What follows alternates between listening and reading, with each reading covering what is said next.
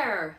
Welcome to math class where math makes sense. That's the goal! Welcome to math class where math's our friend. We're gonna feel the math love with substitution. Here's how the song goes. Solve the system with substitution. Solve the system with substitution. Stop and think which equation is favorable to solve for an expression equal to one variable. Okay, why is that the lyric? So often when we substitute and we say, okay, solve one equation for one variable, students think that when we do that, we're going to get a number right away. We're not. We're going to solve one equation for one variable and we're going to get an expression. Okay, so let's look over here. This one is already solved for y, and we get this expression equal to y. Okay, this one, neither one of them are solved for a variable. This one, if I solve for x or I solve for y, I'm going to have to do some division. And so when I go stop and think which equation is favorable, it's really the top one to solve for an expression equal to one variable. Is it easier to solve for the x or the y? The y, because it has a coefficient of 1. I'm just going to subtract the 2x. Watch those signs, For balance, make it opposite on the other side. So it's that negative 2x plus the 8. Okay, so now I've got this equation written a different way. Okay, stop and think which equation is favorable to solve for an expression. Now we got an expression equal to one variable. You solve the system. Okay. With substitution. Substitute with parentheses. We need those parentheses because we're substituting an expression, a quantity. Substitute with parentheses. Then simplify and solve. We're going to take the top one. 3x plus y is equal to 5. So 3x plus 10x minus 5 is equal to 5. I'm substituting with parentheses this expression in for that variable. Then simplify and solve. Now in this case, the parentheses didn't really matter because I'm adding a single y, and so I can drop the parentheses because I don't need to distribute or anything like that. But it's important enough that I did put it in the lyrics of the song because substituting with parentheses is the best habit you can give yourself. Over my 15 years of teaching in the classroom, I've seen those kids, right, when we substitute with parentheses as a habit, then we tend to make less mistakes about distribution. Okay, so in this case, it didn't matter. Over here, it's gonna. Substitute with parentheses. Now simplify and solve. Simplify all this before you go and solve. Simplify mode is different than solving mode. This simplify means let's go ahead and add like terms here. I get 13x minus 5 is equal to 5. Now I can start using those properties of equality and solving for x. So I did the combine like terms. Now I'm going to add the 5 to both sides. 13x is the 10. X is 10/13. Okay. At this point, now that I got 10/13, I'm going to plug that back in to get my y. It's just a fraction, no big deal. I made these like up randomly, not necessarily to be fractionless. Okay, so 10/13. Now I'm going to plug that in. If this were your paper, please don't erase, but I have limited chalkboard space. Y is equal to 10 times 10/13 minus 5, so I get 100/13 minus 5. All right, friends, if I really want to do this, we're going to do 5 times 13 over 13 to get those common denomies. That's 50 and another 15, so that's 65. 100/13 minus 65/13, and that gives me 100 minus the 65 gives me 35/13. Yes. Okay. Now, that just told me I had 10/13, comma 35. 13ths. And indeed, if I plug that in, that should be true, the one point that's true in both of these equations. So I'm going to get, 10 13ths times 3 plus 35 13ths, and it should give me 5.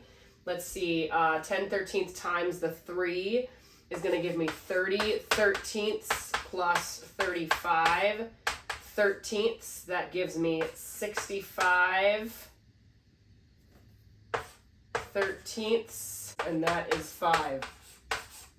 I know it already works in this one because when I plugged in the 10 13ths, I got the 35 13ths. So it works in both.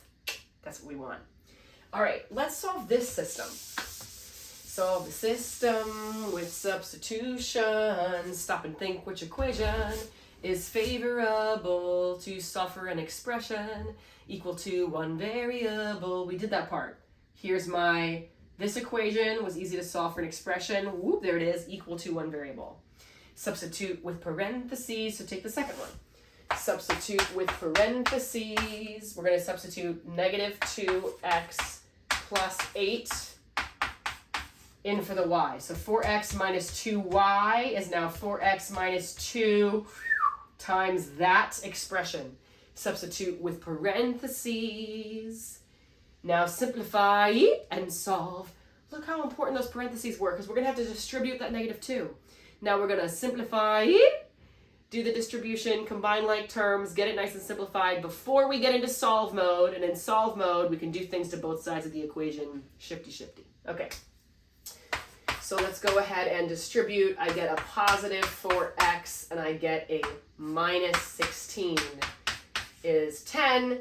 This is now an 8x minus my 16 is 10. I've simplified and now I've got to solve.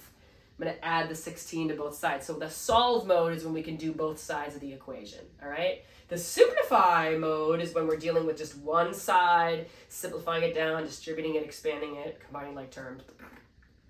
Solve mode, both sides of the equation, add that 16. 8x is now 26, and so x is 26/8. Let's reduce that into 13/4. Okay. X is 13/4. Again, don't you erase your work. I just have to because I have very limited space here. X was 13/4. Now, so substitute with parentheses, simplify, and solve. Now you've got one value. We're going to get the other one. That's all.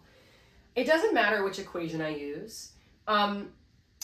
I'm probably going to use the top equation. I'm going to try to do it in the original form, not in the manipulated form, just because it's kind of a good habit. But if you use this one, a lot of teachers would show you to go ahead and use the one you already solved for y for, because we know that x is 13/4. This would make it really simple. I just like to teach my students to always go for the original one if they can handle it. Because then you might catch a mistake if you made one and all that stuff. It's always helpful to go back to the original if you can. Okay, so we're having 2 times 13/4 plus y is 8. That gives me, 2 divides by the 4. I'm left with a 2 down here. So 13/2 plus y is 8. I'm going to subtract the 13/2. Notice if I had plugged in the 13/4 right here, I would have gotten the same thing. That it's the 8 minus that 13/2.